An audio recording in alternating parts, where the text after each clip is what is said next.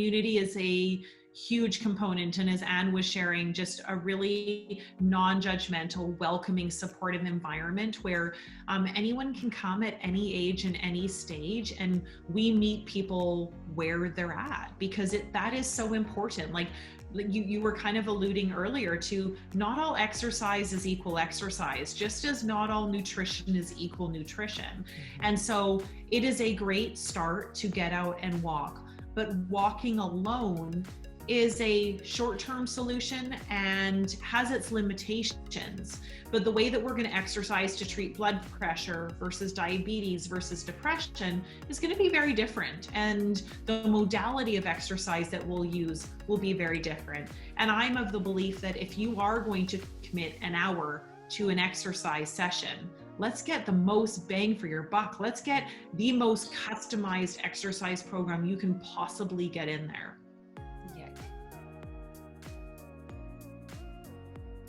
Hello, everyone, and welcome to the Eat Real to Heal podcast, where we cover all topics related to reversing chronic disease, food as medicine, and everything that makes up the gamut of living an optimal life full of optimal health. And on today's show, we have Sara Hodson. Sara Hodson is a clinical exercise physiologist and founder and the CEO at Live Well Exercise Clinics. Really what Sara stands for is exercise as medicine, which is why I love having her on the show, because as you all know, I'm Nicolette Richer, the founder and CEO of Green Mustache and the Eat Real to Heal podcast. And my mantra is food as medicine. So to be able to sit alongside a powerhouse such as Sara, where exercise is medicine, you can imagine what kind of team and force we would be in the world when it comes to helping you achieve optimal health. But we often don't cover exercise on our show. We really try and stick to the topics of food as medicine because of the fact that there is so much information out there around all the trends, the fad diets. There's so much science, there's so much knowledge around food as medicine, but it's actually left us wondering, what do we actually eat? What actually works? So to be able to have Sara on the show, she's been up against similar battles around exercise as medicine as well. So we're going to jump into that side because exercise is important. You know that movement is important, but what kind of movement is important? And more specifically, because our show is really about reversing chronic disease, is there an exercise that helps you actually tackle your chronic disease? What kind of movement and exercise could you be doing that would benefit your body versus putting further stress on your body when you have a chronic illness? And Sara is going to talk all about that today. Now, Sara founded Live Well in 2011 to follow her passion and vision that every individual with a health concern can actually benefit from exercise and live a healthy and full life. Sara has pioneered the movement of medical fitness by creating clinics that practice exercise as medicine. She's identified this gap between medical care and fitness after working for 10 years in hospital-based cardiac rehab centers. So Live Well Exercise Clinic is an ultra-private gym for people with health concerns and with health conditions. Her clinics provide the expert guidance, community, and accountability that people need to live a healthy lifestyle. Sara is determined for Canada to lead the world in medical fitness programming initiatives. She was named BC's top 40 under 40 last year, as well as being the Surrey Board of Trade's Business Person of the Year. Live Well has been recognized in the top 20 of BC's fastest growing companies for 2 consecutive years. And Live Well now has 17 locations across Canada, with 5 set up to open in the next 6 months. On top of that, Sara is also the proud mom of 4 children ages 10 to 16 years. Now, I know some of you don't like the term mompreneur or boss bitch or boss lady, but literally Sara is all that and more, and you're going to hear from her today on our podcast. And in addition, we have a very special guest, Anne Doan, from the Live Well Clinic. She is a member of Live Well, and she's going to talk about her direct experience in benefiting from all the expertise and guidance that Sara and her team at Live Well Exercise Clinics provide. Now, before we jump into the show, I just want to remind everyone that we have launched officially the 22 Million Strong Tour. And that is all of the training that's going to be getting me to June 1st, 2021, where I'll be hitting the pavement on my bike with my running shoes and cycling and running across Canada for 75 consecutive days. Now, I'm going to be doing this fully on a plant-based, whole foods, unrefined food lifestyle. And what I'm learning is, as I dive deeper into the training, deeper into this campaign, getting sponsors and partners and donors on board, I'm learning that I'm actually one of very few women ever to have done this, to be able to leave by foot from the West Coast of North America and end in the East Coast of North America, and to do this entirely plant-based. And so as a result, we have a lot of interest from different researchers and scientists, and we're going to be announcing that soon, because we're going to actually be publishing studies on my training and my tour across Canada, where I'm going to be analyzed, looking at over 700 different proteins, looking at several different markers, looking at my heart blood volume, looking at so many different things internally as we do this tour.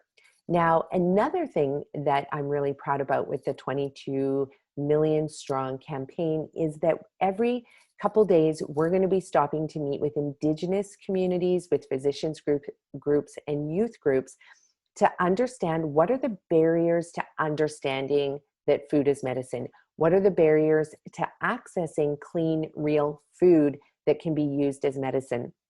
As many of you know, we have a real huge, serious problem all across North America, not just in Canada, but in the United States as well.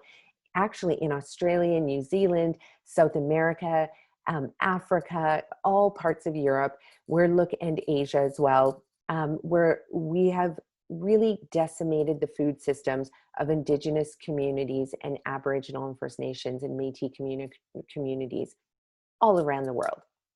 And we have forcibly removed Indigenous members from their land, meaning that we've also removed them from their food systems that serve them for tens and hundreds of thousands of years. Now, part of 22 Million Strong is to understand, how can we rebuild those food systems? How can we help Indigenous communities and support them in remembering the knowledge that they held for generations, that food was predominantly medicine, not just a social endeavor, which is what it really is now. And so with doing that, by understanding what are the barriers to accessing that food, we can then later go back in after the tour and help to build these systems, not go into the communities and tell them what we think is right, but by actually working with the communities, allowing them to identify what are the barriers, then we can help support in rebuilding the systems that have been in place for hundreds of thousands of years, but have been broken down for the last 450 years. How do we return back to a decolonized food system? So this is going to be a super interesting journey that is really at the intersection of the work that I do with our Green Mustache companies, our Richer Health companies, and with my PhD research as well. We're going to be producing a documentary. So we are looking for a producer, someone who wants to fund that documentary. So stay tuned as we announce more information around how you can get involved if you know of anybody, or if you want to be the producer of our documentary. Please reach out to us. We have a lot of work ahead of us. We obviously need a lot of funds to be able to support this incredible work that we're doing. So head on over to our 22 Million Strong website, Richer Health website, Green Mustache website, or Nicolette Richer website. They will all direct you to our fundraising platform so that you can help us generate the funds so we can really do an excellent job of rolling out this 22 million strong campaign. Now, let's leave it at that for when it comes to 22 million strong. You can learn more about that on all of our websites. And let's dive into this incredible interview with Sara Hodson, the CEO and founder of Live Well Exercise Clinic. See you at the end. Hey everyone, and welcome to the Eat Real to Heal podcast. I am your host, Nicolette Richer, and on today's show, I'm so excited to dive into the topic of exercise as medicine with two beautiful people. And today we have Live Well on our show, and Live Well is an amazing company. But before we dive into that, let's welcome Sara Hodson and Anne Doan to our show.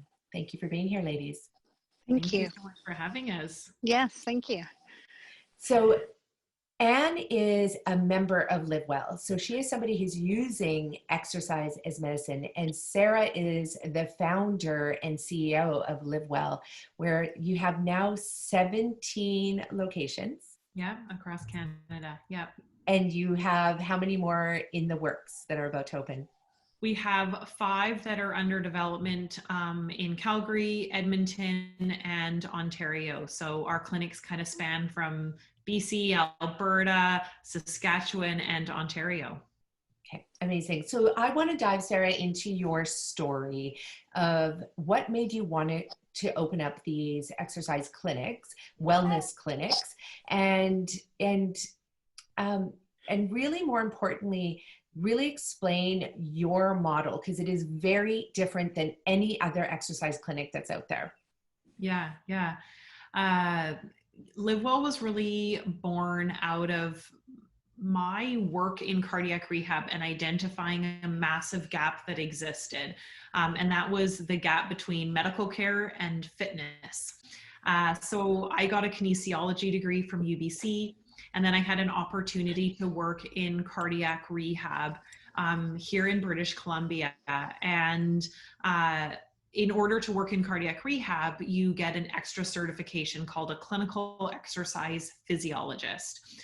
And so it takes about 1 year to 2 to get all of the hours necessary and the certification to do that. And so I worked really hard at that. So it is a commitment that you're making in a certain career. So for the next 10 years, I worked in both a hospital-based cardiac rehab program and a community program. So meaning after someone has a heart attack, they are in an outpatient, they come in and they exercise for about 8, 12, even some hospitals do 16 weeks of inpatient of cardiac rehab. And then you go into the community and you can do a community cardiac rehab program. And you're hearing me say the word cardiac a lot. And the reason is because the exercise program was only available to people who had had heart incidents. So whether it be bypass, stents, or heart attacks. But my knowledge of how exercise really worked to prevent and manage chronic disease spans so far beyond heart disease. And we constantly had people come through our program and say, can my wife come? She has diabetes. Can my brother come? Can my neighbor come? Can my friend come with all of these other chronic health conditions, but they hadn't had a heart attack? And we always had to say, no, I'm sorry, they can't come to this program until they've had a heart attack. And so after saying no so many times, likely hundreds of times, it finally clicked for me a decade later that there was this massive gap between what we were doing in the hospitals of taking people still reactively after a health crisis.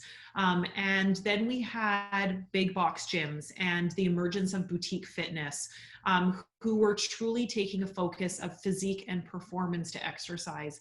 But what about using exercise as medicine? What about using exercise as prevention? That whole gap was just being completely forgotten.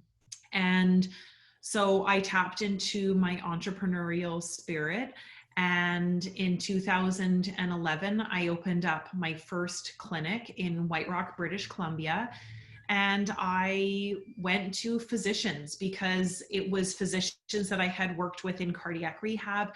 And truly that to me made the most sense. A doctor sees someone who has maybe high blood pressure, maybe, impaired fasting glucose. And oftentimes the message is, maybe you should exercise more and eat healthier. But people are left to do it on their own. And it may seem like a simple message, but it is not easy to do. It And is so I just have to just jump in there because it is so hard to do. Like I have studied public health. I have studied, exercise and movement. I have studied nutrition. I have studied, everything you can imagine around health, sleep, everything, but changing your habits. And especially if even if you know a lot about it, when you want to change a habit, it's hard to do because, you are changing your entire lifestyle around that. And I mean, it just took me 16 years to get my booty moving again, my body, literally my booty moving again, because I had been an athlete, but then I started my own businesses, had kids. And then all of a sudden I was just behind my computer 24/7. And all of these years, these last 16 years, raising my kids and my businesses and, trying to be an awesome wife and community member meant that I couldn't find that little switch that I could flick on to change my habits to get me exercising. I know how hard it is because there's pain associated with that as well on all levels, right? Mm-hmm. Changing a habit, maybe lactic acid buildup, all of those things. So I get how hard it is. And especially if you have a chronic disease on top of that, like that has got to be even harder. So when you went to these physicians and you suggested this to them, because obviously anybody who's listening to this is probably saying, duh, of course we shouldn't just treat people who've had a cardiac incident. We should get them before. So what did these physicians say? Because most physicians are not in the realm of preventative medicine. Yeah, and I think that I had identified a pain in physicians' practices, and that was that physicians did want a solution for their patients, but it's this whole new world of how do I actually get people to make a change. And so I actually used the example of physiotherapy. I mean, you have a patient who has tendonitis in their elbow, and you refer your patient to physiotherapy because a physiotherapist, this is a specialist in rehabbing the injury and getting the patient back to health. It is not your responsibility as the physician to give the person 8 exercises and a TheraBand to go home with, nor would you ever say, what you should do is you should go home and hopefully you use Google and YouTube and you find the exercises to cure the tendonitis and everything's going to be okay. And that's my prescription for you. So why were we doing this for chronic disease? Knowing that even 85% of people with diabetes die of heart disease, why were we only having cardiac rehab for the elite that had a heart attack? And I say that lightly and empathetically to all of the other people who could benefit from exercise as medicine. And the response was actually really good from the doctors. They recognized that this was a support that they could use in their practice. And the doctors were excited to learn more. And it also means a behavior change for the physician in how they speak with their patient, in how they prescribe things. And so it wasn't just about changing the behavior of patients. This now also became changing the behavior of physicians. Yeah, that is huge, huge, huge. So I want to jump over to Anne because I have a couple questions around this, and I'm going to come back to you as well, Sara, because I want to also dive more into your business model and how you are able to maintain movement and exercise in your life as this mother of 4 and, having this extensive, amazing franchise company with tons of franchisees. So let's jump over to Anne. Anne, what was happening in your world that brought you to Live Well? I was turning 50. I was battling with weight and mental health. I was a mother of 3 teenagers and young adults and a wife to a business owner himself. And working within the school system, and I was just burning out and there was no time for me. And my family doctor, who had said to me many, many times, eat less, move more, said to me one day, here's this clinic, I think you should try it out. So it was a referral from my doctor that took me through the doors of Live Well 6.5 years ago. And amazing, because if this was prior to 2011, you wouldn't have gotten that referral at all. Yeah, No. it would have been like, hey, like my mom, for example, every time she'd go to the doctors, arthritis in the knees and she's slightly overweight, and the doctor would just say, oh, you know what, you should just lose weight. But how do you lose weight? Eat less, move more was the mantra, right? I just love that you brought that up, eat less, move more, because with our company, we have a different mantra, and it's actually eat more real food. And so actually by eating an abundance of real, beautiful, diverse, predominantly plant-based whole foods, reducing and trying to eliminate your refined food consumption. So you're eating more calories, so you can eat your face off actually. And then you move your body, and then all of a sudden the weight falls off too. So there's like these two avenues. And it's interesting that that was what your doctor said, that eat less, because I have a lot of clients who tried that and they just don't succeed at it because it's hard to eat less, right? We are designed to actually be looking for food all the time. And through my journey, my doctor has grown with me with the philosophy of exercise as medicine. And she's always asking, how's Live Well going? And what are you doing there? And so she's become a real believer in it. And I know referred other patients. Oh, that is amazing. That is amazing. So how has your experience been then with Live Well? I know you're on the spot here because we've got the owner right next to us, but how has it been for you? Like, how has it changed your life? In so many ways. I've always had a love-hate relationship with exercise, but it is such an important key to, especially for me, for mental health. In the process of the last 5 years, I went from pre-diabetic to diabetic, but I'm managing it with my exercise. The community and the support from the staff and the other members is amazing. You walk in the door and it just, everybody's supporting everybody and cheering each other on, no matter what they're working on at what level. I'm going to go to Sara for a second, and her talking about the cardiac rehab program is during COVID. Some of the members have moved over to Live Well to keep up their exercise program. And the other day I was in the clinic and there were a couple of people there, and Sara had popped in, and it was like she was a celebrity. They're like, oh, there's Sara, there's Sara. So, it was quite cool to see. Growing with the company and seeing it franchise and just being a member and part of it has been amazing. I attend 3 times a week, and it's just an appointment with myself, for myself, and I feel so much better. Mental health wise, I feel so balanced, like I can find my center and properly prioritize what I need, and that's, I think, has been the biggest. I think that is so huge, especially, I mean, right now in this world of COVID, which is our new normal, and what the isolation has done to people. I mean, some people have moved more, like in my case, I got myself moving, but I also know stories of people who are now moving less because they're in a perpetual state of shock and overwhelm because of it. So the mental health issues that are going to be the result of closing down the entire globe it's going to be quite profound. So we're so fortunate to have, companies like Live Well out there. You realize how important it is. So COVID was a perfect example, as we walked every day. And then when the online classes started up, we were attending them. Like, it just, because the routine and structure is there and the support.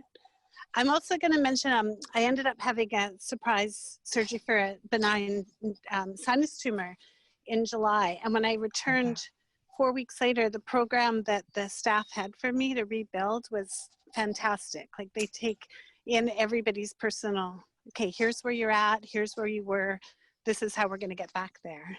And that's what we need. It's so personalized. Yeah. Yeah. Yes. And we need that for sure, because every time, you have anybody that you're working with, a client, a child, an adult, a senior, I mean, they might have a knee injury, or they might have health predisposed health conditions. And I know for myself, when I've hired personal trainers in the past to try and get me on board, it's amazing how so many questions they don't ask. They just expect you to go like do 3 reps of this in the gym now, like, you know, there's only one way to do it. And as opposed to no, like it's so important that we have that full health history taken. And I know that's how Live Well is very different as well. And it's all a positive body image, positive support, celebrating everybody, whether they can do 6 push-ups or they're on the treadmill for 5 minutes. It's celebrating everybody who's there and what they can do. I love that. I love that. So Sara, when you first came up with your business model, and I just have to mention, you know, I love how you said that entrepreneurial spirit came out, but it's been a couple of years in a row now that you have been business person of the like top 40 under 40 or something. What is? Yeah, I mean, there's, I was recognized as top 40 under 40 and business person of the year for the Surrey Board of Trade. And as this against my husband. Oh yeah, that's so true. It was the 2 of them, yeah. That's amazing. Yeah. So we knew that we were going to win either way, right, Anne? Yes, we were cheering both on. That's awesome. You know, is this little exercise clinic company that sometimes when I would go and speak to physicians and they would say, oh, do people have to pay to exercise? Well, yes, of course. This is people pay to go to gyms, people go and pay to do physiotherapy, people do pay to exercise. Sometimes, you know, there would be a hesitancy, especially here in Canada, of, okay, well, but if it's for someone's health, should they really have to pay for it? Yeah. And so I think that it was really rewarding for us. For 2 years in a row, we were listed as one of BC's fastest growing companies. And, you know, it was something that I actually took back and shared with physicians. If they were skeptical on pricing, I would say people are showing up and people are paying. And the proof in that is that, you know, for 2 years in a row, we have been one of the fastest growing companies in BC. So. Yeah. And I've heard from multiple people that your members as well stay with you. Like they keep coming back as well because of that family-like environment that you've created. Yeah. Community is a huge component. And as Anne was sharing, just a really non-judgmental, welcoming, supportive environment where anyone can come at any age and any stage, and we meet people where they're at, because that is so important. Like you were kind of alluding earlier to, not all exercise is equal exercise, just as not all nutrition is equal nutrition. Mm-hmm. And so it is a great start to get out and walk, but walking alone is a short-term solution and has its limitations. But the way that we're going to exercise to treat blood pressure versus diabetes versus depression is going to be very different. And the modality of exercise that we'll use will be very different. And I'm of the belief that if you are going to commit an hour to an exercise session, let's get the most bang for your buck. Let's get the most customized exercise program you can possibly get in there. Yeah, it really makes a world of difference to work with somebody who is, for example, as knowledgeable as you are. And when I first started training back in December in a gym, because I had 3 injuries from like having children, carrying children, birthing children. My knees were bad. My lower back was bad. I had this shoulder thing, which I don't even know where it flared up from. And it had been going on for 3 years. And I just would sit at my computer and work all day, and that was fine. But if I tried to, you know, actually move my body, it would hurt, and that would stop me from actually being able to exercise. So having somebody who's knowledgeable like you, and also the other trainers, do you call them trainers at Live Well? So we have clinical exercise physiologists that we kind of shorten and call CEPs. And then we also have Joy Masters, and our Joy Masters are kinesiologists, but really they're here to bring joy and to bring the joy out of us that exercise can bring. Amazing. And that, like, already I know that the level of your staff is, you know, far exceeds a lot of other places. And I was lucky to have a trained kinesiologist and personal trainer who helped me.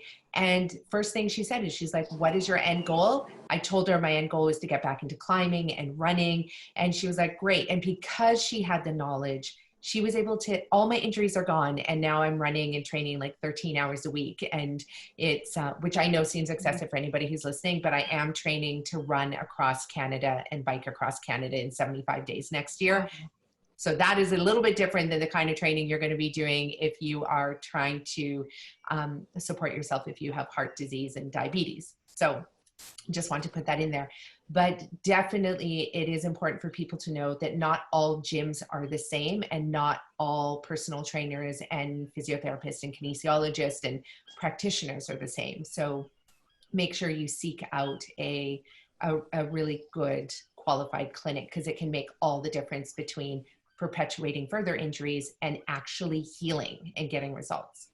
Yeah, and that's and why I think that was one of the big things that, you know, for me in hearing our patients back when I worked in cardiac rehab, and really identifying this gap again between, you know, the medical reactive response and big box gyms, was the business model. And the business model being, let's sell a whole bunch of memberships and hope that people actually don't show up. A business built on people not showing up, and a business built on do it yourself, DIY exercise. And, you know, an environment or a culture of don't dare tell me what to do. I know my own workout plan, and nobody would really talk to anyone. And I really wanted to foster a culture and an environment that said, we want you to show up. And in fact, if you don't show up, we're going to call you, we're going to email you, we're going to see how we can get you here next time. And we are reserving a space for you every single time that you are here, a minimum of twice a week, so that you are getting in those minimum exercise requirements. Our model is built on people showing up. And our model is also built on an openness and a free communication style of, we're always going to support people to tweak their exercises and improve their exercises.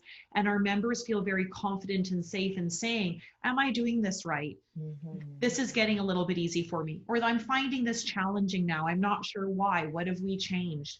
And opening up that communication, I think, is the only thing that will move us ahead. And that was really the culture that I wanted to develop in our clinics, because I think people need to be supported, and we have to lead with empathy and love in order to truly help people heal and manage and prevent their health conditions. Yeah, you hit so many like good points right there you hit the nail on the head with so many good points is what I'm trying to say. And especially with regards to having that sounding board, right? Having that feedback from somebody with expertise and who can say, hey, you know what, I do also notice this is getting challenging, or sorry, easy for you. So let's, you know, or that, you know what, this week it is particularly challenging. So let's taper it down and switch the exercise as well. And I think that one-on-one is amazing. So let's take me through, I'm just going to unmute, Anne here. I love the seagulls, by the way, or the birds that were, I know you're on Vancouver Island. So just unmute yourself, Anne. There's an eagle cruising overhead and all the birds are not happy. I love it. I love it. Oh, Anne is on beautiful Vancouver Island, and it is stunning there for anybody in the world who's never been there. It is gorgeous. So Anne, I want you to, can you describe to me what that was like when you first signed up with Live Well? Because I want our listeners to know what that experience is like coming from you. And then I'm going to go back to Sara as well and ask her a few more questions. They have you in for an assessment and just an overall health questions and where you're at and where your mindset is for exercise. And then you start in the clinic the next time, and they have a very basic, simple card, and they support you in teaching you the right postures and helping you set up mets for what you need to do cardio-wise. And they just build on it. And I think the biggest thing at the beginning is when you walk in, the two staff that are on the floor, they're saying, hi, welcome. Come on in, and they introduce you to the other people, and it's just that feeling of, I used to belong to a women's only gym, and you would not say hi, hear hi from any staff member. Where this was different, you were welcome. So you wanted to come back next time. You were, okay, I want to see my improvement, and I want to keep growing on this. And the staff is so welcoming and supporting me in this. And they didn't push, they don't, it's not like you go exercise like crazy and then hurt and don't want to go back. You want to go back and keep building.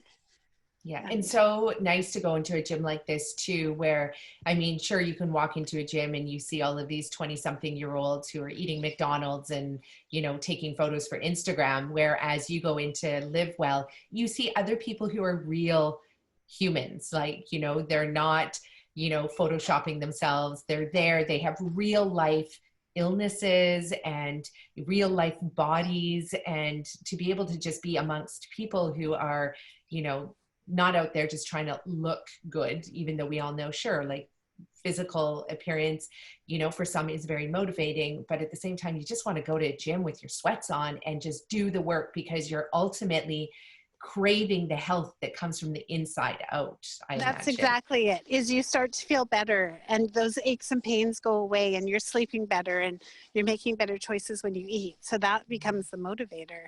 And for me, it was lack of pain, lack of those aches and pains. And I am true to this day, 6.5 years later, motivated by the people who are there at any age, but mostly those in their 80s. Like they show up and they do what they can and enjoy it and have a smile and are happy doing it. And that is the goal for all of us, right? Yeah. Is to be still moving. That would motivate me to see an 80-year-old in my gym who's lifting weights and, you know, doing all of that. I'd be like, I'm staying with this program in right through to the very end, right? Like you must have, that's a really good business model because I'm sure you have people who are going to age gracefully with you and stay with you for a long time. That's what I've noticed. Yeah. Wow, that is awesome. So Sara, I want to go back to that first question I wanted to ask you. So you are a mother of 4 and you have this incredible franchise business. Tell us how you are doing that and how do you keep that? I hate to use the word balance. Obviously, that's such a strange word because, you know, it's always changing every day from minute to minute, day to day. So how do you keep yourself healthy amidst, you know, having children and running your business? It's self-admittedly imperfect, but I think that's just the real answer to it. And so, you know, when I started my company, my son was 6 months old and he was on my hip and, you know, sometimes coming to the clinic and, you know, navigating life with 4 kids. And he's now 10 years old now, and my kids are 10, 12, 14, and 16. And, you know, so they're far more independent. But you know, there's seasons, and there are seasons where it is tougher to get any time for myself.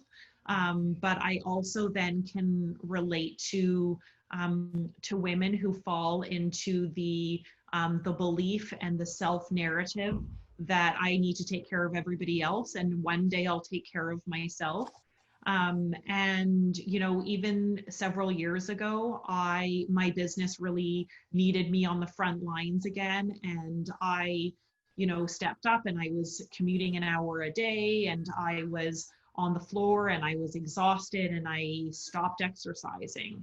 And there was a really nice little scone place next door, and I would I wouldn't eat during my shift because I'd be so busy, and I'd grab a scone and I would eat that on my way home. And, you know, just how you're talking about eat more real food. Well, this was a, you know, baked carbohydrate coated in sugar.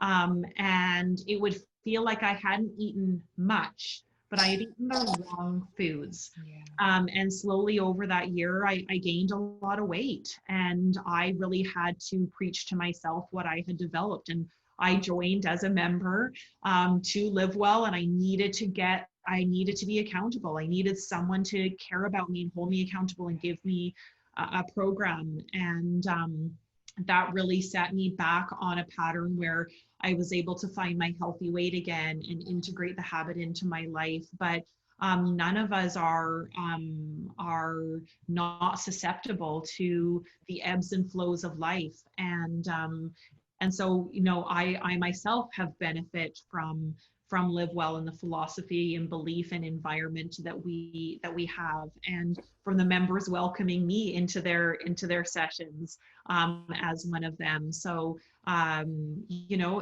again, it is a very imperfect process, but my kids have learned a lot about business and about commitment and discipline, and they're very independent because of the amount that I travel and the amount of time that I do have to pour into my business, and I do believe that they will become better humans because of that. So yeah, it's a joy to be a mother of four, and a very very busy adventure. Wow. I mean, so much of what you said also resonated with me. And I'm sure, Anne, you're like nodding your head, being like, I've been there where you lose sight, and it's not even losing sight. It's like, you know what you need to do, but just trying to find the minutes in the day to do it. And I was in the same place 2.5 years into opening my first restaurant with my 2.5-year-old on my hip. And, you know, we're doing construction together. We're serving customers together. We're doing cash outs together at night, and same thing. And even though I knew about food, so I wasn't eating the scones, but I just wasn't eating my amazing, delicious, healthy oatmeal until 5, 6, 7 o'clock at night. And then I'd be like, that's not enough to sustain a very, you know, stressed, busy mother entrepreneur. And eventually too, my health just went down, but it was a good kick in the butt to say, okay, you know what? I also need to be the example in my business as well for customers and clients. Yeah. Yeah. Exactly. I have, my children are now in their 20s. And my husband also belongs to Live Well. He joined shortly after me. And they're all active. They've all got black belts in karate and doing the bike across Canada. And they're all amazing, mountain climbing the thing. And they are so proud of us. Like, they are our biggest supporters. And they're there. We've walked a few marathons and half marathons, and they'll be at the finish line, or they'll run while we're walking.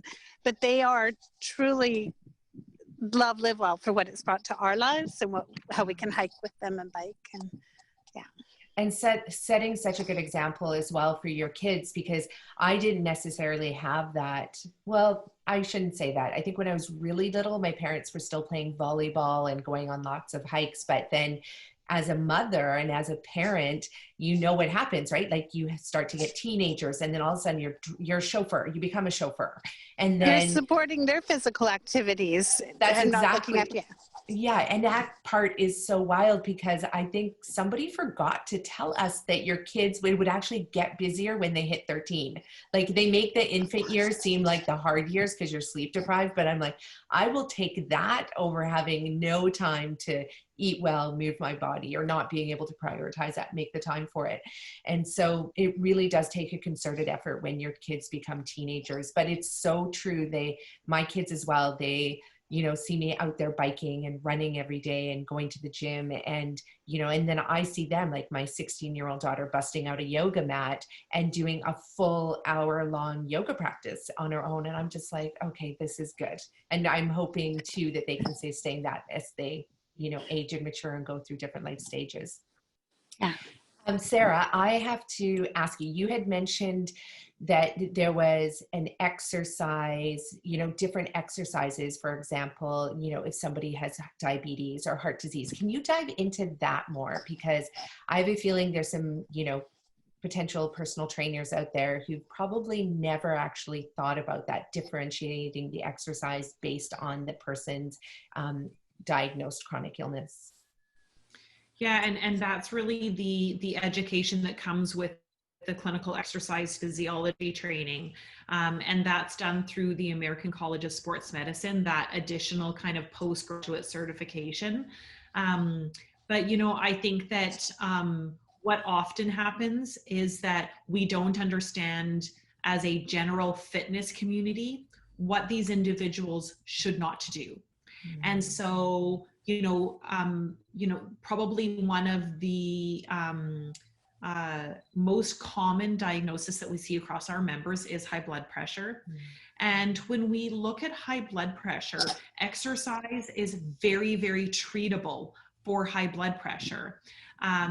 But we often in the general fitness community have people doing the wrong exercises. So prescribing overhead lifting or exercises that just kind of create too much exertion. And so I think that it's more about if you have somebody who actually has health concerns, they should actually work with a clinical exercise physiologist, just as if a personal trainer is working with someone who has an injured, has elbow tendonitis.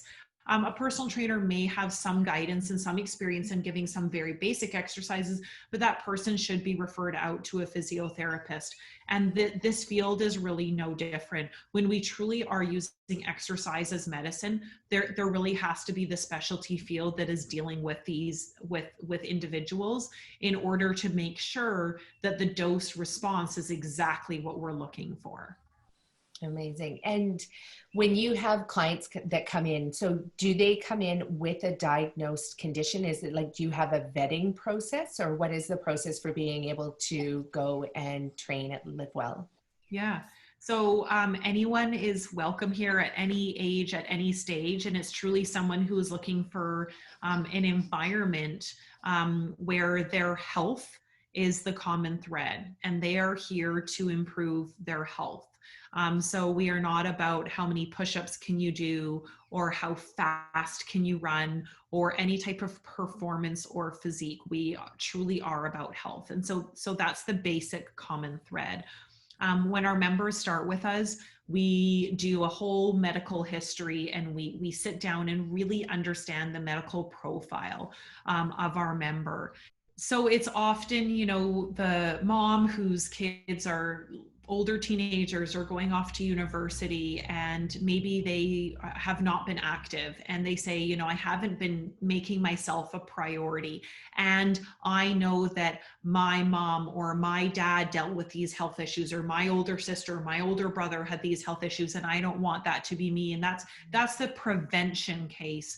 And then it's, people coming to us who have one or multiple different health diagnoses, and their doctor, or they have identified themselves that they need more activity. And sometimes it is the kids that spur on the mom and dad to say, hey, I am active. And I know what it does for my life, and I want you to have that same youth and vibrancy that I have. And that's another way that people get started with us. That's amazing. Do you have a place on the Sunshine Coast? We do not. Oh my gosh, I think I might have to move there and open one up for my parents. That would be amazing. My mom would love it. She loves community and just chatting with people, talking about health. She loves, like she would be in there like, can I come 7 days a week? But she definitely, especially because again, the doctors just keep saying, you got to go exercise. But how do you take somebody who's never been in a gym, who's never used weights, who's never exercised for health? My mom used sports, and had to play those early on in life. But how do you take somebody from zero to the gym on their own? And right now what you see on YouTube is literally, military, young military dudes and gals that are out there like pumping weights, full of tattoos. You don't often see somebody in their 40s or 50s, or somebody who might be overweight or have a health condition teaching exercise online. So like, it doesn't really even exist out there. Well, I haven't seen it. So, This is why the work you do is so important. Yeah. And I think that again, the environment that we have created, even for someone on that very first day, it's a very formulated, cultivated hour for that individual, so that they first of all feel safe and included, and really feel like they're being welcomed into a family. Anne was sharing, like on her first day, you get to meet the other members and so forth. And it's really interesting because someone will see what other people have accomplished and think, oh my goodness, look at that person over there doing that exercise. There's no way I can even get on a mat at this stage. But that person will reach over and say, you know what?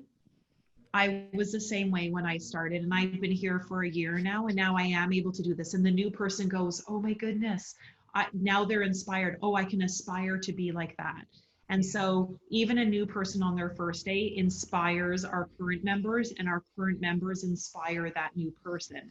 And that's the beauty of our community, is that there can be someone and they're there on their first day, or we have Anne on her six and a half year anniversary, right? Amazing, Anne. And Anne's inspired by the new person, and the new person is inspired by Anne. Yeah.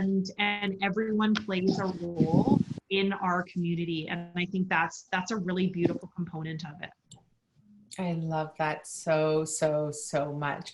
And I was going to ask you, and it's almost like a rhetorical question because Sara also just kind of explained it. But I mean, at any point when you joined Live Well, like, did you ever feel, unsupported or like it was not safe? Because I do hear those stories from young people, especially that like go to work out in a gym, they hire a personal trainer for an hour, or maybe 6 sessions, and then all of a sudden they can't go to the gym anymore because they have an injury as a result of doing the wrong exercises at the wrong time. And so how was that like? I mean, obviously you've been there 6.5 years later, which is why I say it's a rhetorical question, but I just want you to chat about that a little bit. No, you build such a trust with the staff on what your card is and what you're capable of doing that you feel confident enough to come back and say, hey, my back, my sciatica is bothering me after this exercise. Can you tweak it a bit from here? What can I do? Am I doing it right?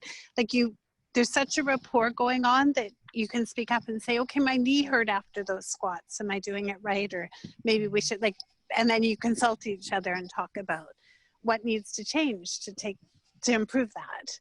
Yeah, because often it's little tiny tweaks. Like when you mentioned your knees, that was something that happened to me after, when you don't use your body for 16 years, like you have muscles that are just not active. Like my personal trainer was like, I'm sorry, you have a really big, beautiful, bodacious bum and there's no active glute muscles, like actually firing. Like they're dead. They're just like dead, buried, couldn't find them. And it took months to activate them actually. But with that, and surprisingly enough, my husband just actually signed up with my personal trainer, and he's so skinny, like he's skinny and looks like he doesn't even have a bum. Like his bum's almost inverted. And I'm not joking when I say that. And so, but he's strong. Like he can lift 25-pound bags of carrots and potatoes at our restaurant and do all of that. But he got in the gym and my personal trainer was like, what's with your family? None of your glutes are firing. But that makes such a huge difference for like your hip alignment, your knee alignment, like your shoulder, literally everything. And so that was the nice thing about working in a gym with somebody with so much knowledge, because just like you said, and that's what my personal trainer did with me, is she was like, okay, you're getting a twinge on the inside of your left knee. Well, let's roll out those muscles, or let's change the exercise and let's, strengthen or stretch your hamstring. And you can't do that on your own when you're in a gym by yourself. Like that's one of the things that is so amazing about having a place like Live Well. Also, after 15, 16 years of not exercising, you just can't jump in at 110%. No. My first week, they work a lot on core, which is so key. And I remember Sara was in, and she laid down with me and showed me where my TA was and how to contract it. And it was, I just remember that moment vividly. And now that's part of my routine. So they educate you as you go, why you're doing this and what you're doing. But there's such a comfort level in being able to share, whether it's healthcare needs or body twinges or anything, with the CP and the Joy Master, that you're always brainstorming. And they always follow up with emails like, hey, how's your back feeling after that? Oh my gosh, that is so amazing. And you don't have one in Whistler yet, do you? No, lots in Vancouver and the Lower Mainland, and again opening in Alberta, already open in Regina, Saskatchewan, and a couple in Ontario with more to come. So that's amazing. So who is and I think you'd be a perfect franchisee for Live Well, but who, can you describe, Sara, who is your ideal franchise owner? Because obviously, and I know from the world of franchising, because we franchised our restaurants, that there's people who are super passionate, but then there's people that are very entrepreneurial. So describe what the perfect combination is for Live Well. Yeah. Well, a franchise business offers really the opportunity for someone who doesn't have a lot of business experience to follow systems and processes and have support and be in a business that is for themselves, but it's not by themselves. They are in it with other franchisees, and that really forms its own family and support group. And so, I would say that really someone who can really excel at this business is first and foremost someone who cares about their community. Mm-hmm. Somebody who really truly is passionate about the health of their community improving, supporting physicians in their local community to prescribe exercise to their patients, and really kind of seeing the people who walk up and down the sidewalks and go in and out of the coffee shops and restaurants and grocery stores, and seeing how can I have an impact on these people's health? How can I have an impact on their kids' health, their grandparents' health, their parents' health? So that is first and foremost. Somebody who will kind of catch on to our movement. And, this is, as we've spoken about many times, as much as my business is now 10 years old, this is a new concept, and there's a lot of education and thought leadership that has to go into that. And so this is somebody who really wants to help to pioneer this in their community. And again, it's really someone who's willing to roll up their sleeves, and it's still a startup business. Regardless of whether it's a franchise business or a concept of your own that you're starting up, it still is a startup business, and it takes a lot of effort to get a business up and going. And a lot of times that is kind of boots on the ground and putting in the sweat equity to build up the business and build up your name in the community. One thing I do know though is that once people experience what we do and consistently across all of our clinics, our members become raving fans, and they tell others about our business, and they bring friends, and typically their friends say, I wish I had listened to you earlier. Yeah. And that is a real story. I'm sure Anne can allude to that. Yes, many, yes. Yeah. Yeah, no, I love that you use raving fans as well. I mean, it's Tony Robbins talks about how, to make any business be successful, it's like you just have to develop your raving fans. And so that doesn't mean, having 1 million people on your Instagram site. Having raving fans means literally those people have been served so well that they do become family, they do become community. They, they're being given the best of the best service and product and follow-up, and those follow-up emails that you talked about, Anne. And then that creates raving fans. And then from that, they tell everybody about you. That becomes your marketing strategy. Exactly. And our quality of life improved so much, my husband and I, that different friends joined because, oh, look at them, they're doing this. Like Kelowna, I think I have about 5 members who are from high school who have joined. And just seeing our quality of life improve has been enough for a lot of our friends to come join. Yeah. And it is contagious too. Like, I know I see that with our 22 million training tribe.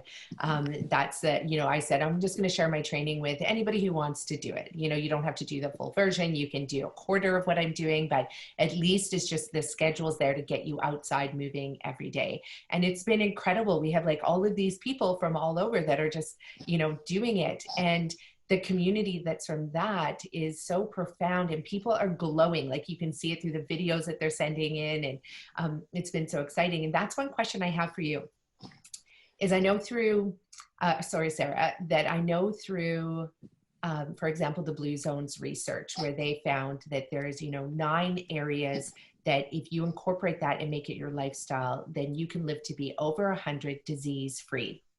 And one of those components, yes, eating well and eating predominantly a diet rich in like fruits and vegetables and greens and colors, for sure important, but community was right up there as well. And we've known that community is even better than, if you don't have community, can be as bad as smoking X number of cigarettes a day type of thing.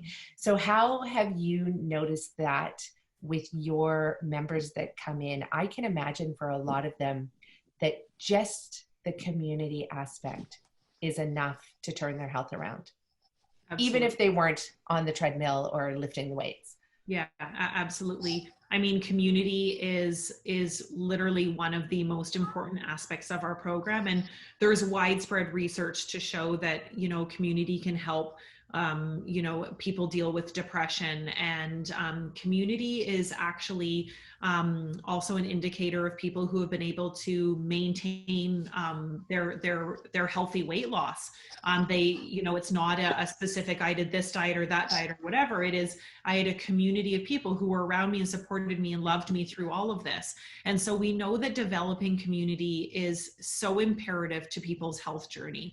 And so we didn't want to just leave that to, well, we hope that people connect and become friends. And, we wanted to cultivate it.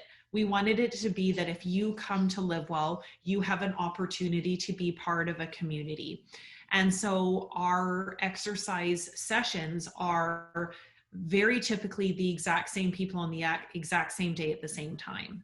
And the last 5 minutes is a time when everybody comes together and they stretch and they have a cool down, but they share. And they share their celebrations, and they share their inspirations, and they share their motivations, and people will motivate others. And that's a real time of connectiveness. And I think that for me personally, as the founder and CEO of the company, our community was really put to test during COVID, and we had to close all of our clinics for 3 months. We were closed from the middle of March to the middle of June. And that really was a time when you kind of say to yourself, how deep rooted is our community? And where I was seeing other fitness concepts shut their doors, boutique fitness concepts closing up, big box gyms shutting down permanently, community centers not knowing how to reopen. Here we had a group of people who stuck with us.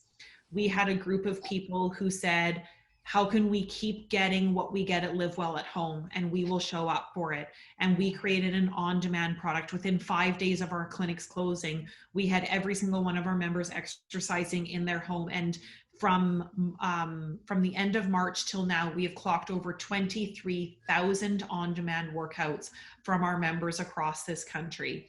And then a few weeks later, we delivered live streaming exercise where we knew our members, in the spirit of community, had to see each other's faces again. It had been long enough and everyone had to see each other's faces. And our members come in groups of about 10 to 12 people at one time. And so we offered live streaming. We brought our staff now safely back into our clinics. We bought big screen TVs and we provided live streaming so that we knew the moment that we could open our clinics back up and invite people in, that there would be some people who didn't feel comfortable with that and there would be others that would. And we knew about a third of people would return quite quickly into our clinics, but another third would be quite hesitant. And so to this day, we still have where we have members live streaming in and members in the clinic, and they see each other and they wave, hi, hi. It's on a big screen inside the clinic. People are at home exercising. People are in the clinic exercising, but everybody has really stayed together as a community. And again, over the course of all of this COVID disaster from the middle of March until now, we retained over 60% of our members, where I saw concepts lose almost 100% of their clients. And because people went to free online and all of these different things, our members knew, this is my family. These are my people. I belong. This is my solution, and I'm not going to give up on it. And so I'm so grateful to our Live Well community, but it put our community to the test, and it showed that our Live Well family is strong and stronger than ever and getting stronger by the day. The whole time you're talking, I'm like, I wish I had a compostable confetti gun because I'd be blowing it off right now and we'd have confetti sprinkling all over the screen. Yeah. That is just such a beautiful story, and resonates well with me too, because my personal trainer, Megan Suter from Peak Training Whistler, the same thing happened to her too. You know, she has a boutique, little tiny, it's like one-on-one gym in this gorgeous location. And the minute COVID hit, she had to close doors too. But the first thing I said is like, well, you don't have to stop training. Like, let's just go onto Zoom. And so she was able to get all her clients onto Zoom, which was amazing. I do have to say, it's probably because of Live Well that I couldn't get any weights because everybody was sold out. I'm sure all your members are like ordering weights the minute that COVID hit.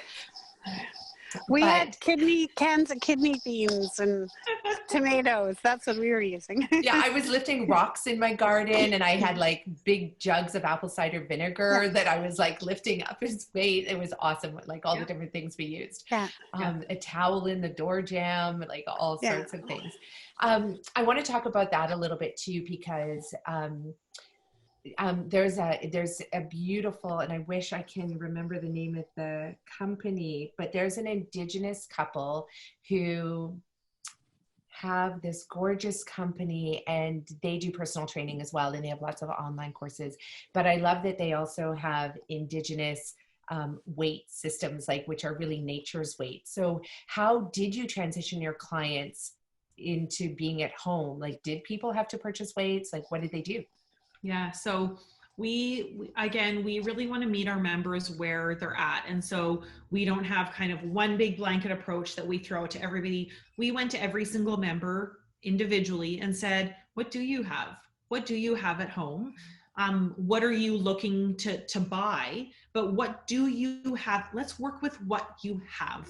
And, you know, we created videos of even showing our members where you can start with push-ups using your staircase. You know, you can start a push-up really high, and then as you get better, slowly moving down the staircase. There you go. You don't need a bench for that. Using the 4-liter milk jugs and slowly adding liquid to it. Those were great ways to progress people. But, you know, it's about really finding tricks and understanding where people are at. Some people said, for my cardio, I want to go out and walk. Other people said, hey, I've pulled up this old bike from the basement. I'm going to use this. We used what we had and really met people where they were at. Some people wanted to buy new equipment. Other people said, I have nothing. We were able to develop programs for everybody, no matter where they were. Wow. That is my kidney beans work. That's what Anne said. Kidney beans, tomatoes. Yeah, we used whatever we had in the pantry, water bottles. Yeah. Yeah. Oh my gosh, that is incredible. So I just love your company so much. I just have to say, like, everything. Tori, who is one of your franchisees, I met her at Be Fresh on Cypress, and her sister actually is a friend of mine up here in Whistler, but I had never met Tori before. And it's so interesting meeting you, Sarah, and chatting with you, because I see what a great job you have done with training your franchisees as well. Like, her energy just like really mimics and reflects yours with her own unique twist. But I mean, she is such a massive brand advocate and has that intense level of knowledge as well, which is so deep and trusting. And you immediately just want to be like, okay, Tori, whatever you want, I'll sign up for it. You know, I'll drive to Vancouver and go to your clinic if I have to. So you've done obviously like an amazing job with your franchisees as well. And how do you support your franchisees? And also, like, do you have to teach them how to maintain that healthy balance so that they don't walk the same path you walked when you were eating the scone and potentially, getting slightly unhealthy there? How do you do that for your franchisees?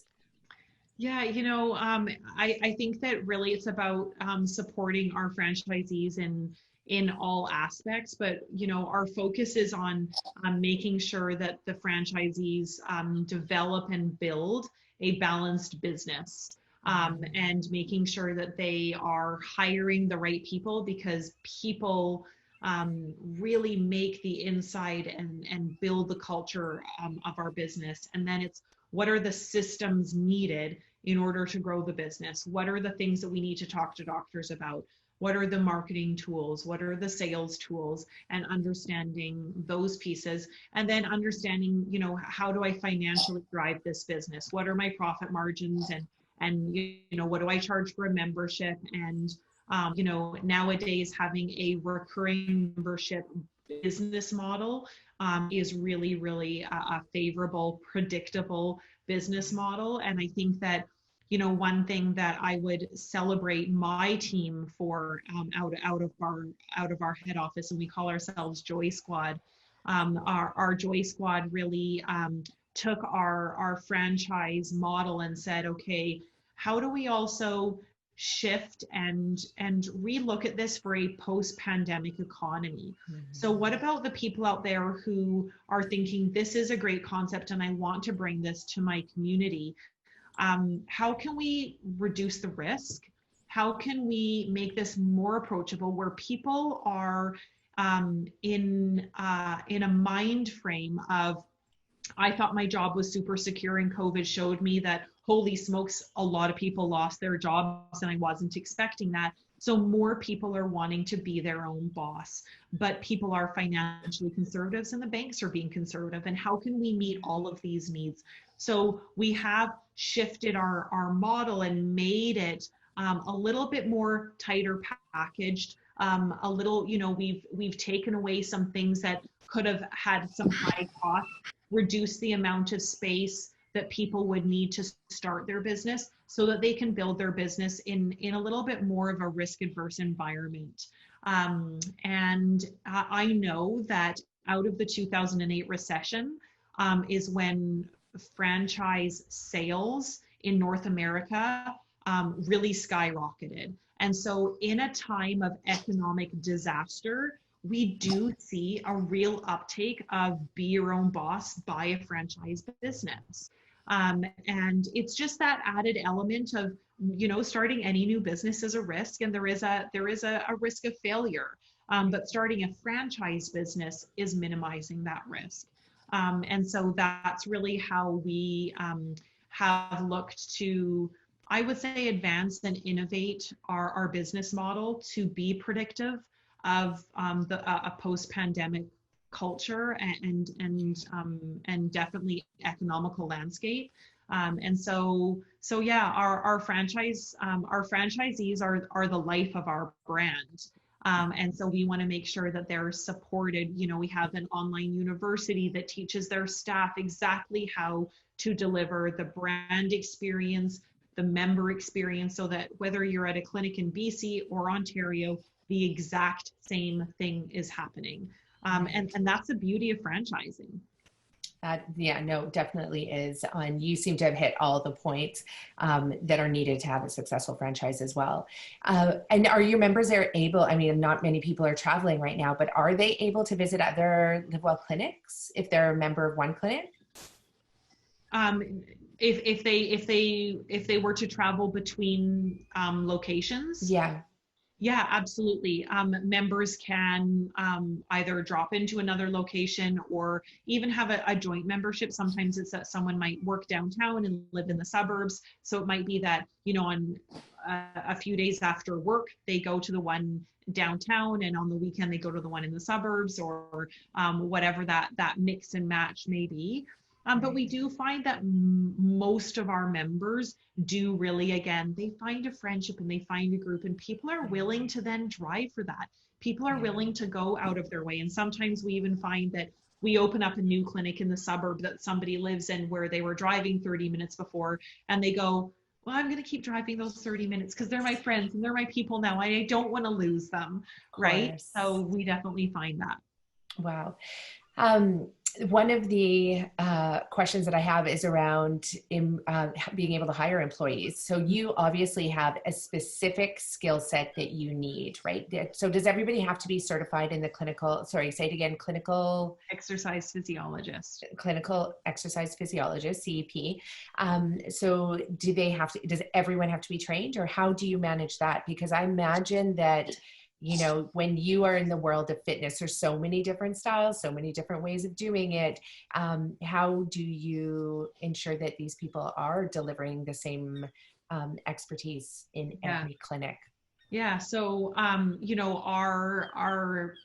clinical exercise physiologists, they're a professional group of highly educated exercise professionals, and so that lends itself to just a lot of consistency. And then with any franchise brand, we have a system and a structure that they follow, so that ultimately the product that a member receives is very consistent and safe. Saying that, it was one of the things that I was very passionate about in leading this brand. I graduated with a kinesiology degree, and I wasn't aware of this field, to be honest. There weren't many opportunities, or there wasn't a lot of awareness that this was a field that you can make a go in. And so people often did their kinesiology degree and then went into physiotherapy or OT, and they went and continued their education. And somebody can go and they can get their physiotherapy degree and they can work in a physiotherapy clinic, or they can choose to own their own physiotherapy clinic and bring in other physiotherapists, and that way they can also control their income and their goals, and maybe they own multiple physiotherapy clinics. But there was that opportunity in kinesiology. It was kind of like, well, as a kinesiologist, maybe I can work in a physiotherapy clinic. They might hire one kinesiologist. Maybe I can be a personal trainer, but then I'm also competing against people who don't have a kinesiology degree and they're personal trainers. And how do I determine my rate? And I really wanted to provide a vertical ladder for someone who graduated from kinesiology. And yes, there is, you need from several hundreds to 1,000 hours of clinical experience to write this exam. So we created a pathway for kinesiology graduates to come and work for us as a kinesiology graduate, to then sit an exam internally with us to become a CEP candidate. Then they get on an education pathway within our online portal of university courses that we've developed, and they get prepared and they can write their CEP exam. Meanwhile, they are hired, they are being paid, and they are being educated, and they are gaining the experience that they need, which is very contrary to my experience. I had to volunteer for a year in a hospital full time in order to get that experience. So I was unpaid. I got all of the experience that I needed, and then I was able to write my exam with no guarantee of a job.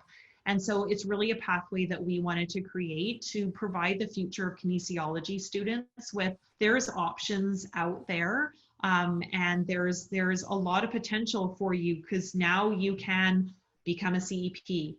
You can also own your own Livewell exercise clinic one day. And heck, if you want, you could own multiple Livewell exercise clinics one day.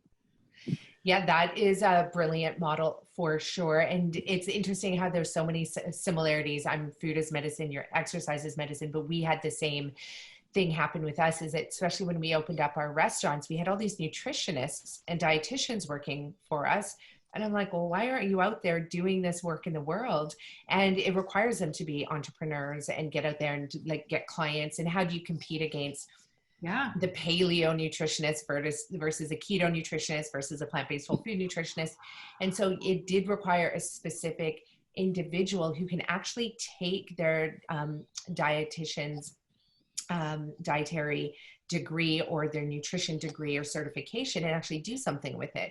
So we did a very similar thing as well. And it's just to give them additional education. I mean, not as robust as yours, obviously, because, we don't have this, a certification program in the end that is so well recognized as a CEP, but I have a feeling that's coming down the line. But it is important as entrepreneurs and business owners to support those people who have the passion and have the skills to help get them to the next level. A lot of times, I often say to our staff, I'm like, working in our restaurant or even managing our restaurant is not your end career. There's something else out there bigger for you to give your gifts to the world. Like, we are an entry level position, but it doesn't mean that as an entrepreneur, I can't support them in getting to that end goal as well.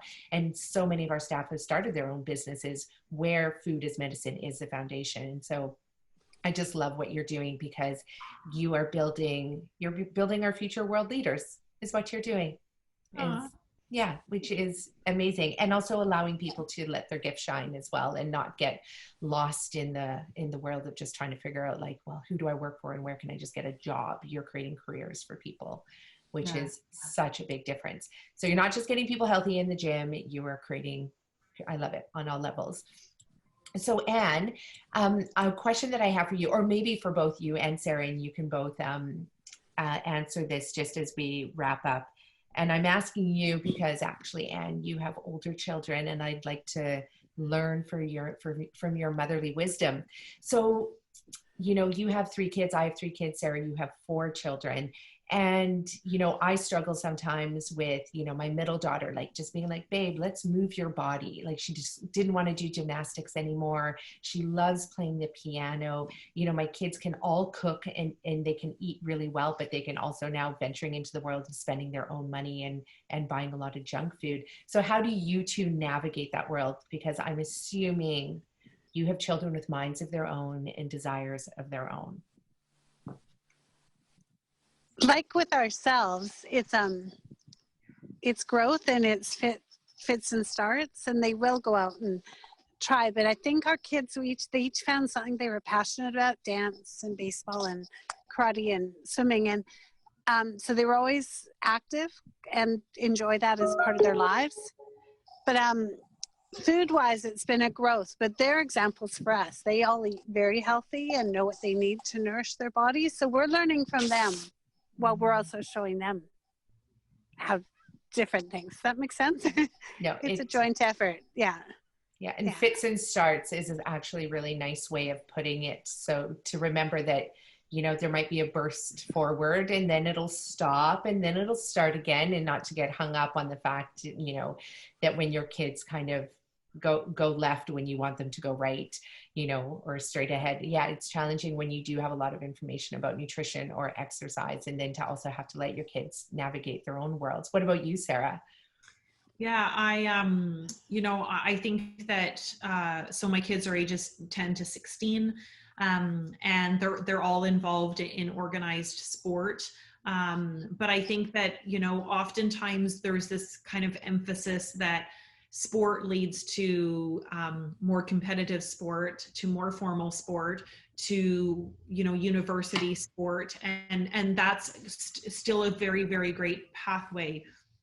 I think that what we need to remember is what is the goal of our kids being in these activities. And so I often talk to my kids about, this would be great if this provides you with opportunities to fund your university or further education, and that's amazing. But ultimately what you are learning is the foundational skills that will keep you healthy, that will keep your mind healthy, and that will keep your habits healthy. So right now it's discipline. You know, my oldest daughter, she dances 5 days a week, 4 or 5 hours a day after school, and she buses 45 minutes after school out to a dance studio, and then we're picking her up later in the evening, and she's waking up early before school and doing her homework. And now with COVID and school schedules, she only goes to school for half of her courses and she's home for half of them.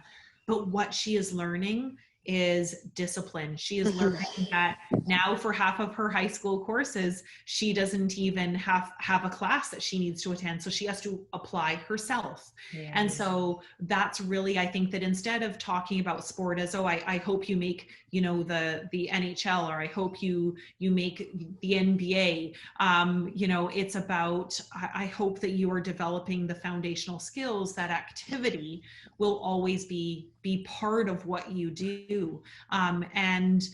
For my boys who are 10 and 12, you know, I still really focus on play, you know, riding their scooters and bikes and building bike ramps and getting outside and going and giving them the freedom. I call it free range parenting because I think it sounds very like gluten-free parenting or paleo parenting. It sounds cool. Yeah. It's about giving our kids the independence independence to go out and do things. It's kind of 1980s parenting. And COVID allowed us to do that in many ways. And my kids, they could go out for a bike ride and keep a really healthy distance from other kids and get out there, and they learned to play again, and that climb trees and build forts. And my boys learned to fish. And I remember one day I came home and my 12-year-old, I said, "What did you do today, buddy?" And he said, "Oh, well, I got my crab net and I walked down to the beach. We live 2 blocks from the beach, and I went to the pier and I went crabbing and I caught a crab and I measured it up and I brought it home and I cooked it and I made some garlic butter, and so I had some crab for lunch." And this is an amazing life skill that that we were able to teach. And so I think that in all of this, getting back to the basics, and even with exercise and physical activity, it is about having people find the joy in something they're doing. And as kids, that might be play, that might be more organized sport, but it ultimately is finding the joy in it. And I think that when we anchor on the joy, we do build lifelong habits. Yeah, no, that's a really good advice. And I'm going to say that's where we're at. It was never about you're going to be this baseball player. I think it was about just being active and taking that into their lives to help them juggle health and mental health and everything. And now we hike with them, we bike with them, golf. My son taught me how to golf the last 2 years. It's a great way to spend time together, is being physically active. Yeah, no, it definitely is. And you're outside and you're taking in, fresh air and the microbiome from the dirt kicking up underneath your feet. It's all, on all levels, it is. Yeah, quite amazing. You ladies have been phenomenal. I love your story. I love, Anne, that you've been there 6.5 years with Live Well. That is so telling in itself, and speaks to the integrity of Live Well and all the work that you've put together. Sara, what are a couple tips, let's say 2 tips from both of you, that you would like to leave with our audience members who are not yet taking the step to move their body? What are 2 tips that you could offer them to help nudge them forward? Do you want to go first, then? You go first. No, you go, because then I'll fill in the ones that you. Okay. To start slow and small. It's all cumulative, whether it's 2 10-minute walks a day, just to start small and build on that. Don't go out and try and climb that big hill or anything the first day. Just start slow and look for a community you can do it with, whether it's Live Well or neighbors or something, but the community support is key to keep you going, to keep it. Mm-hmm. Yeah. And I would echo that last one, Anne, in the sense of we're willing to let ourselves down, but we're not willing to let a friend down. Yes. So find a partner in crime, because accountability is absolutely necessary for success. And I would just say, be kind to yourself. Forgive yourself every day. And don't set your sights too far ahead. Allow yourself to make mistakes. That's part of practicing. When we're building a new habit or learning something new, the reality is we suck in the beginning. We're going to make a lot of mistakes. So don't expect perfection. Just a little bit of progress, a little bit of time, and practicing at building healthy habits is the only way that you can do it. It's not all or nothing. It doesn't happen overnight. It's one little thing, and there's a lot of mistakes along the way. So be willing to be imperfect. And it's for yourself. You're doing it only for yourself. And you enjoy that time that you have to look after yourself. Those are amazing tips. And I can definitely relate to all of them, because it's, been a year-long journey of me of getting back into moving my body, first in the gym to heal the injuries, to get me to the point where I can go on my first run and then my first bike ride. I never rode biked before. And this weekend, I'm going to be doing a 161-kilometer ride, followed by a 10K run. And a year ago, I couldn't run 100 meters down my road. Awesome. And so it is. And it started with that super super tiny step. And the second piece, that accountability piece, I can't stress that enough. And for myself, I didn't know anybody who would want to run with me because I couldn't run. And so I went on Facebook and I just said, hey, I'm going to start running. Is there anybody out there who wants to run with me 3 days a week? And this beautiful woman, Tanya De Valentino, a yoga instructor in our town, said, I'll run with you. And she was actually a really, like, she can run fast and she can run long, but she was like, whatever, I just want to be out. I'm happy to be outside. And we now run together like 2 times a week. I go to her yoga class, and that she is the number one reason that got me out the door running, because I wouldn't have done it on that first day if I didn't have to wake up at 7 a.m, put on my running shoes and get out there and huff and puff my way down the road. And it was the best thing ever. So I hope everybody out there can find their own Tanya, or Live Well, or Anne. You have been amazing. Thank you for doing the work that you do in the world, because exercise is medicine. It is super important for us to move our bodies and to do it in a way that is safe and well. So thank you for being here. Thank you so much for having us.